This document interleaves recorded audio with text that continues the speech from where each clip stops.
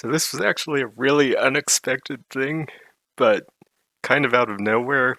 I got invited to play in a Puyo event in Japan, and there's like a lot of stuff in the background going on, but I ended up going and playing Puyo in Japan, so that was really cool. So it felt like the event was kind of last minute, so it was a bit small and maybe a bit rushed, but it was still a really fun event to be a part of. And I got to meet a lot of players and hang out with them, and then meet the international players that were there besides me, and then just get a lot of practice matches in. So it was a really good time. Um, as for the results, well, I think I did about what you can expect from my current level. Like, I feel like during the event, sometimes I didn't necessarily play great, but um, my results were kind of like what you would expect. Just the other players are generally better than I am, so kind of that's just how it is, I guess. But I think I made some good plays as well and did some good things. But that was a cool event to be a part of, and then that wasn't the only thing. So after that, then we hung out at an arcade that had the Puyo arcade machines there, and what was really cool about that is just when I first learned about Puyo, I used to watch people playing that version on the arcade machines, and I'd watch them play like first to 50s and first to hundreds, and that's how I got into Puyo in the first place. So then to be able to play the same version that those people played on just felt kind of special because it's like I've never actually played that version of the game before. So that was also a cool experience. I didn't realize it's pretty different in how it controls, so it's like it takes some getting used to compared to what I'm used to with Prio Champions and the current versions. Just it's a bit harder to control and the timing's a bit different. So that took some getting used to. But I did pretty well despite like not really being used to the controls.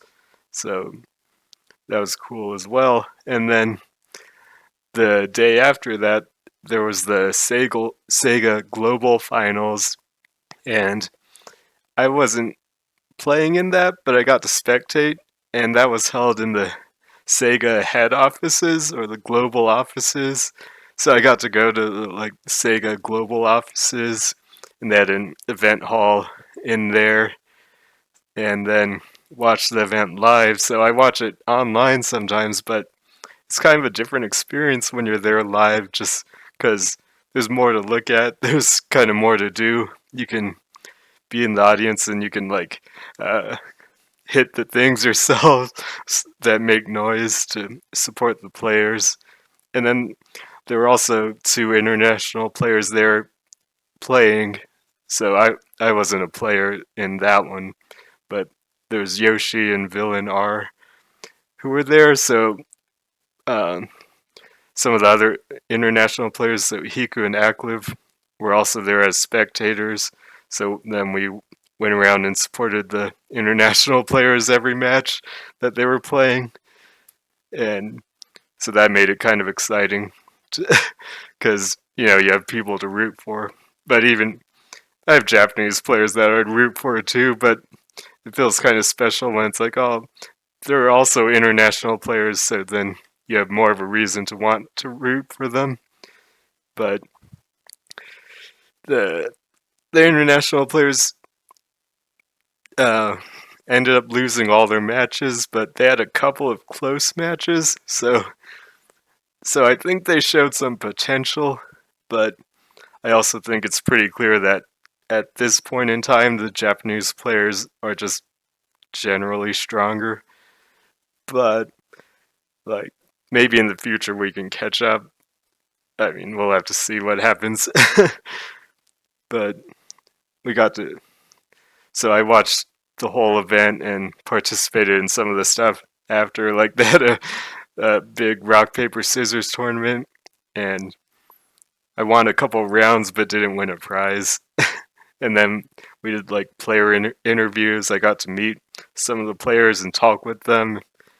So it was just a lot of stuff to do, and it was a really interesting time.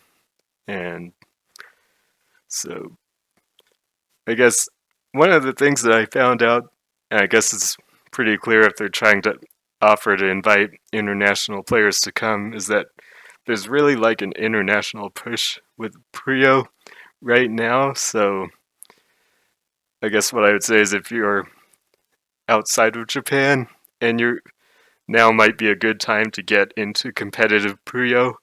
And even if it's not even if you're not necessarily one of the best players, there's probably going to be big events that you might be interested in attending as a spectator or just watching online.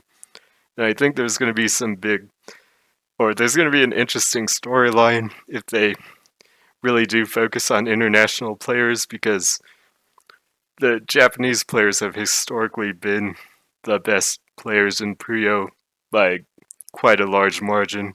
And maybe some of the Korean players got kind of close, but besides that, it's always been like Japan.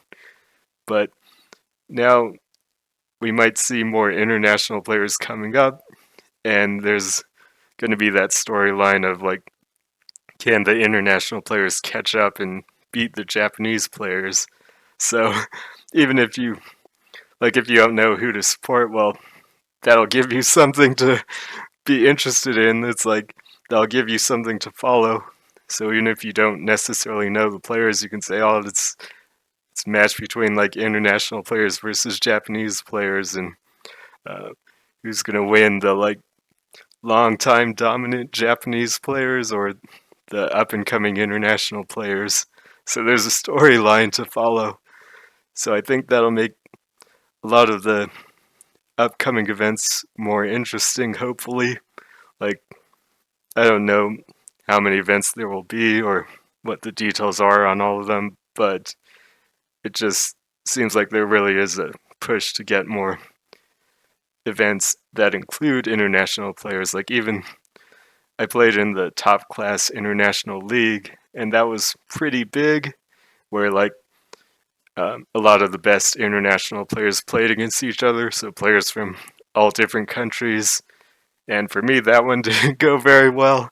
Like, I felt like I didn't play my best in the event, because, like, a few weeks before the event, I was playing really well, and then I practiced a bunch, and then my play just kind of went downhill, despite practicing a lot. So then I feel like I wasn't playing at the level I was like a few weeks before, and so I was kind of disappointed about that. But I wasn't so much disappointed that I lost a lot. That I think I lost all my matches, but